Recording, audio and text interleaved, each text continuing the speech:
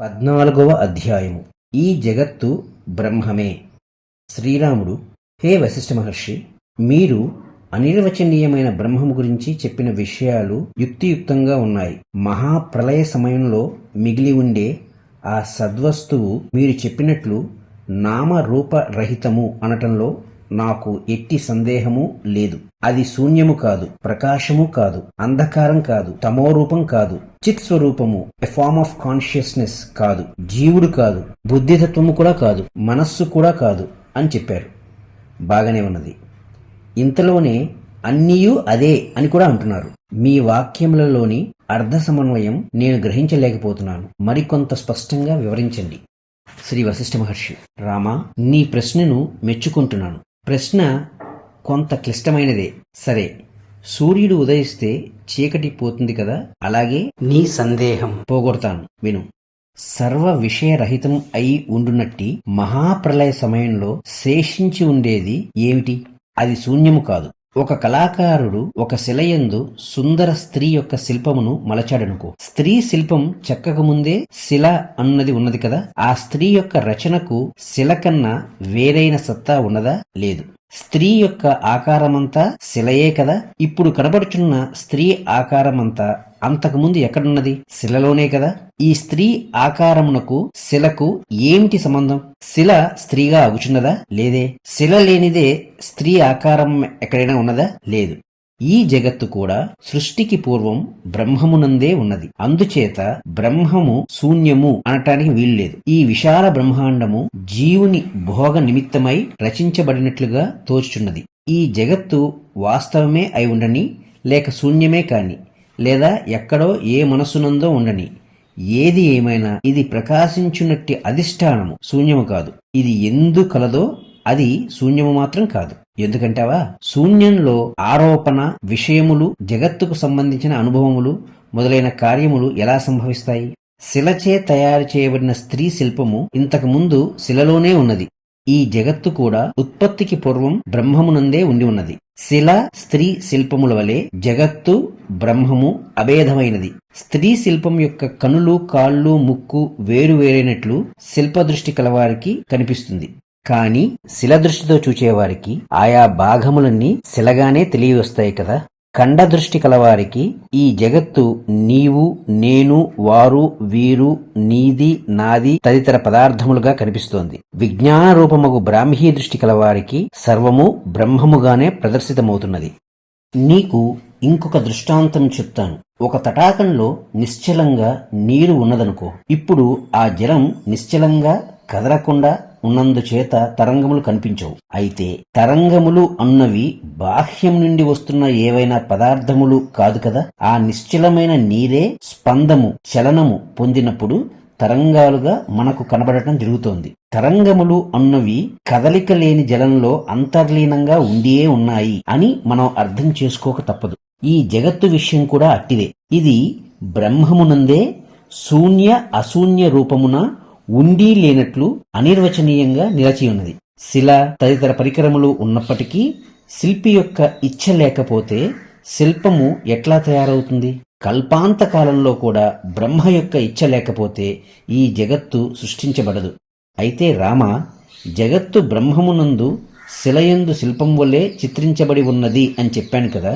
ఇక్కడ నేను ఉపయోగించిన ఉపమానం గ్రహించేటప్పుడు శిల, స్త్రీ శిల్పము వేరువేరు కానట్లు జగత్తు, బ్రహ్మము వేరువేరు కాదు అని మాత్రమే బోధిస్తున్నానని గ్రహించు.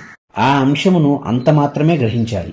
ఈ జగత్తు అను శిల్పమునకు ద్రష్టయే శిల్పి, బ్రహ్మమే శిల అని గ్రహించు. వాస్తవానికి ఈ జగత్తు అనబడినది బ్రహ్మమునందు ఏనాడు ఉదయించి ఉండనే లేదు.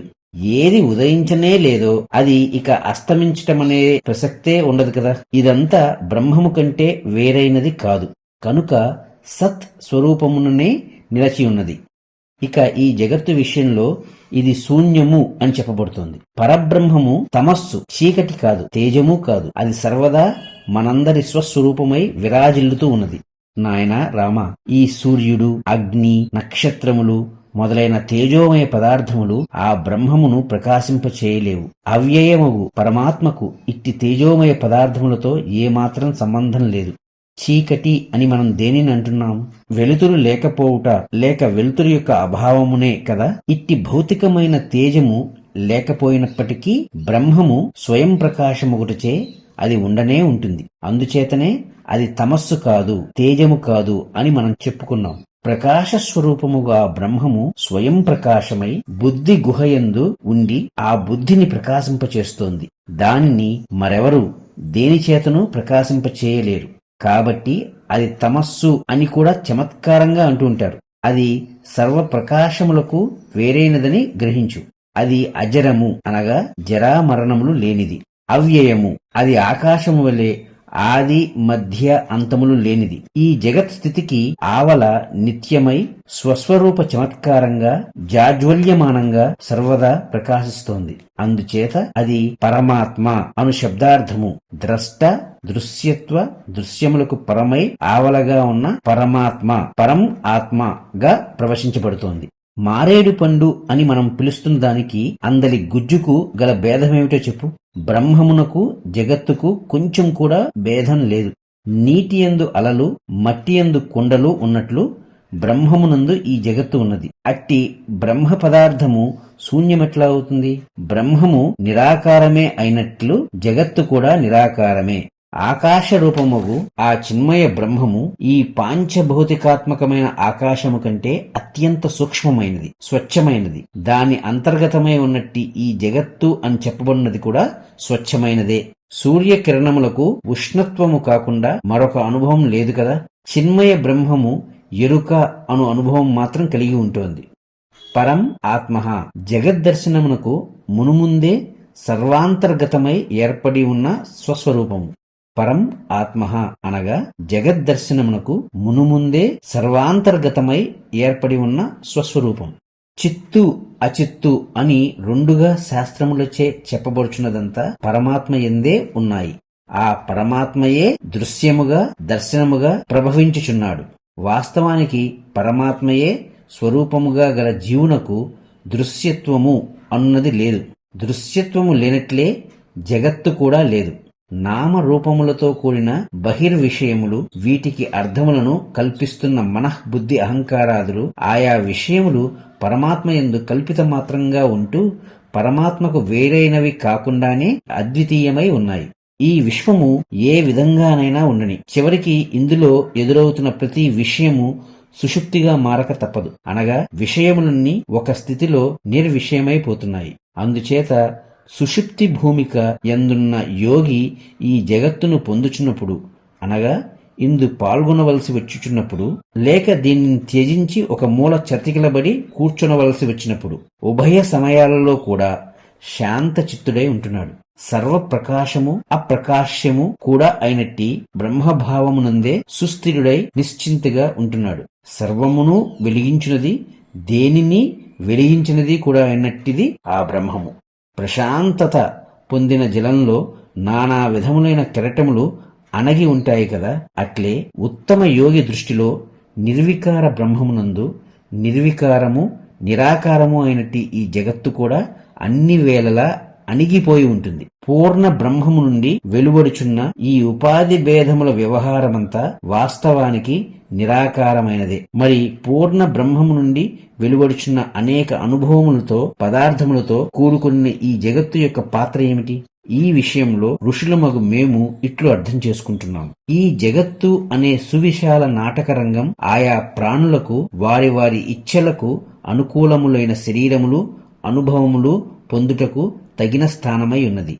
ఈ జీవునకు ఆధికారిక శరీరమును ప్రాప్తింపచేస్తోంది. ఇదంతా స్వస్వరూప జ్ఞానము అనబడు ప్రయోజన సిద్ధి కొరకు కూడా. అట్టి లక్ష్యముతో శరీరం పొందువారికి అనువైన స్థానమై ఉన్నది. కనుక ఈ జగత్తంతా ఉత్తమ దృష్టి కలవారికి ఉత్తమ ప్రయోజనం కొరకే సంకల్పించబడి ఉన్నది. పూర్ణాత్ పూర్ణం ప్రసరతి సంస్థితం పూర్ణం ఏవ తత్ అతో విశ్వం అనుత్పన్నం యత్ చ ఉత్పన్నం తత్ ఏవ తత్. పూర్ణము నుండి వెలువడినది పూర్ణమే అయి ఉంటోంది. పూర్ణము నుండి వెలువడినది పూర్ణమే అయి ఉంటోంది. ఈ జగత్తు పూర్ణమునందు ఏర్పడి ఉన్న కల్పన మాత్రమే. అందుచేత ఈ విశ్వము ఉత్పన్నమై స్థితి పొంది ఉన్నట్లు తోచుచున్నప్పటికీ వాస్తవానికి అనుత్పన్నమైనదే, that which is never created అని మేము గ్రహించుచున్నాము. ఎందుకంటావా? జ్ఞానులకు దృశ్యము దర్శనముల భేదమే కనిపించదు. ఎవరు ఎట్లు చూస్తే ఈ విశ్వము వారికి అట్లే కనబడుతూ ఉంటుంది. ఈ విశ్వము ఎవరు ఎట్లు చూస్తే వారికి అట్లే కనబడుతూ ఉంటుంది. చూచే ఆయన అనగా ద్రష్ట. ఎట్లు చూస్తే అట్లు దర్శనము. అట్లు కనబడుట దృశ్యము. ద్రష్ట, దర్శనము, దృశ్యము. ద్రష్ట అనగా చూచే ఆయన. దర్శనము అంటే ఎట్లు చూస్తే అది. దృశ్యము అనగా అట్లు ఆ విధంగా కనబడుట. ద్రష్ట, దర్శనము, దృశ్యము. అందుచేత జ్ఞానులకు జగత్తు అని చెప్పబడినప్పుడు, బ్రహ్మము అని చెప్పబడినప్పుడు ఒక్క అర్థమే కనబడుచున్నది. సూర్యకిరణములు వేడిగా ఉంటాయి అనే విషయము అట్లు వేడి పొందు స్వభావము గల ఉపాధి కలిగి ఉన్నప్పుడు, ఆ ఉపాధి యొక్క అనుభవంతో జీవుడు ఏకత్వము అనుభవిస్తున్నప్పుడు మాత్రమే ఏర్పడగలదు. అనుభవించువాడు లేకుంటే అనుభవంనకు ఉనికి గాని అర్థము కాని లేవు గదా. అనుభవం అయ్యేదంతా అనుభవించువాని స్వస్వరూప విన్యాసమే. అయితే వాక్యజ్ఞానము మాత్రమే కలిగి ఉండి అర్థజ్ఞానము ఇంకనూ పొందని వారికి ఈ విషయము తగినంతగా గ్రాహ్యమగుట లేదు. అభ్యాసమే అందుకు దివ్యౌషధం.